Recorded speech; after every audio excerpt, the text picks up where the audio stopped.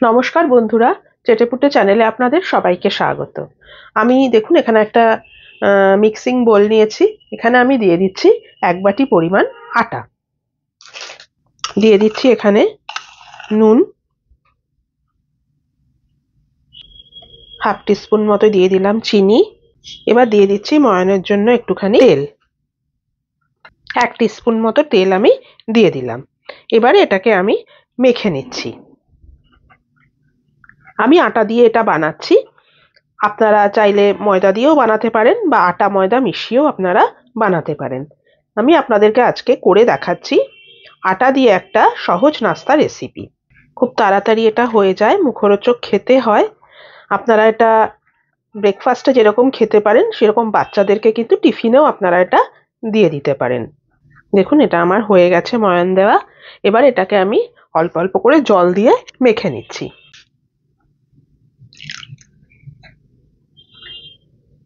যেরকম ভাবে আমরা রুটি বানাই ঠিক সেরকম ভাবেই একটা ডো আমি রেডি করে ফিরে আসছি। দেখুন ডোটা আমার রেডি হয়ে গেল।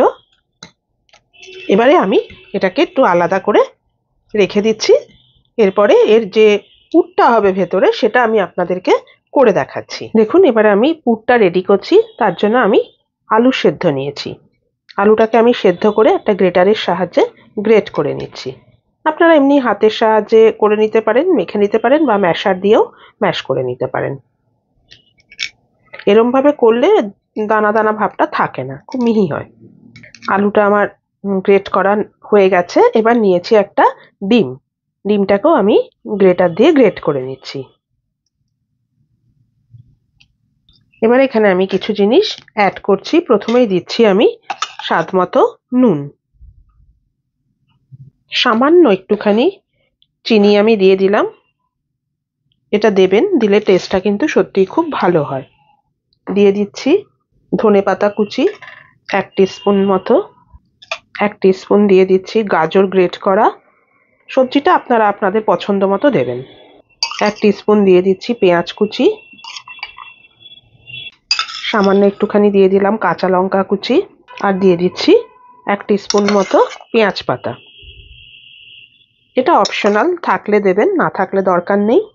এর সাথে আমি দিয়ে দিচ্ছি অল্প একটু পরিমাণ গোলমরিচের গুঁড়ো, একটুখানি দিয়ে দিলাম চাট মশলা, আর সামান্য একটুখানি দিয়ে দিচ্ছি চিলি ফ্লেক্স। ব্যাস এটা আমার রেডি। এবার এটাকে আমি ভালো করে মিশিয়ে দিচ্ছি। হাতের সাহায্যে মেশালেই ভালো হবে। এটার মধ্যে কিন্তু কোনো জল দেওয়ার চেষ্টা করবেন না, এরকম একটুখানি শুকনো শুকনোই হবে। ওই সময় অবশ্যই এটার নুন মিষ্টি এগুলো একটু চেক করে নেবেন। এটা আমার হয়ে গেছে, পুরটা রেডি করা হয়ে গেছে।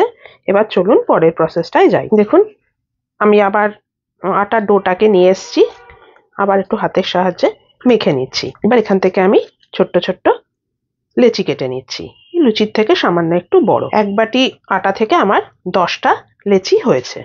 এবার সবগুলোকে আমি সরিয়ে দিচ্ছি, দিয়ে আপনাদেরকে আমি বেলে দেখাচ্ছি কি করে এটাকে বেলতে হবে। একটা লেচি আমি নিয়ে নিলাম, একটু ময়দা দিয়ে দিচ্ছি, তেল দিয়েও আপনারা এটা বেলতে পারেন। এবারে আমি লুচির মতো বেলে নিচ্ছি।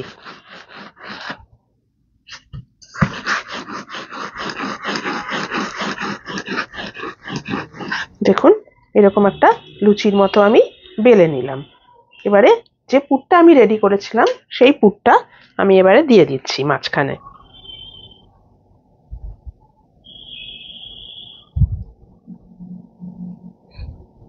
দিয়ে একটু লম্বা করে দিতে হবে। এবারে এটাকে আমি ভাঁজ করে দিচ্ছি।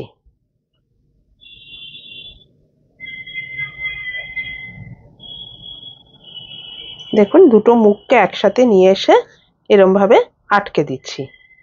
এটা জল দিয়েও করে নিতে পারেন, তাহলে আটকানোটা ভালো হবে, অনেকটা মোমো টাইপের। হাতে একটু জল নিয়ে আমি এটাকে আটকে দিচ্ছি,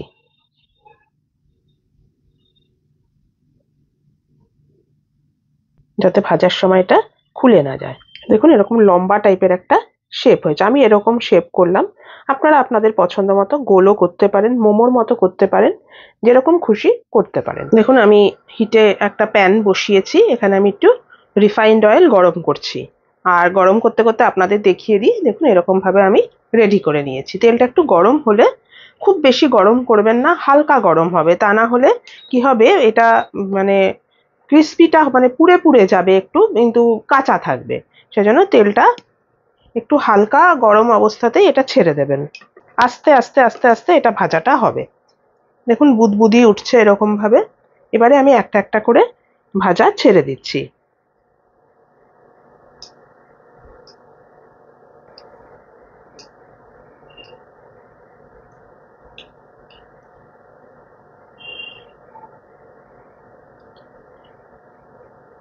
কম আছে, একটু ধীরে সুস্থে এটাকে ভাজতে হবে। একটু উল্টে দিচ্ছি আমি এবারে। যে পুরটা আমি বানিয়েছি ওটার মধ্যে আপনারা একটু চিজও দিয়ে দিতে পারেন। উল্টে পাল্টে এটাকে ভেজে নিতে হবে, একটু লালচে লালচে ভাজাটা হবে। দেখুন এটা আমার প্রায় ভাজাটা হয়ে এসছে, এরকম লালচে লালচেই ভাজা হবে। এবারে আমি তেল থেকে এগুলো তুলে নিচ্ছি, তারপরে আমি আপনাদেরকে এটা সার্ভ করে দেখাচ্ছি। দেখুন বন্ধুরা, রেডি হয়ে গেল আমার আটা ডিমের সহজ ব্রেকফাস্ট রেসিপি। আপনারা অবশ্যই কিন্তু একবার এভাবে বানাবেন, দেখবেন খেতে সত্যি খুব সুস্বাদু হয়। আমার এই রেসিপিটা যদি আপনাদের পছন্দ হয়ে থাকে তাহলে প্লিজ আমার চ্যানেলটিকে সাবস্ক্রাইব করে একটা লাইক করে আমার পাশে থাকবেন। আর যদি ফেসবুক থেকে দেখেন তাহলে আমার পেজটিকে অবশ্যই ফলো করে নেবেন। আজ তাহলে চলি, আবার চলে আসবো অন্যদিন নতুন কোনো রেসিপি নিয়ে। সুস্থ থাকবেন, ভালো থাকবেন, নমস্কার।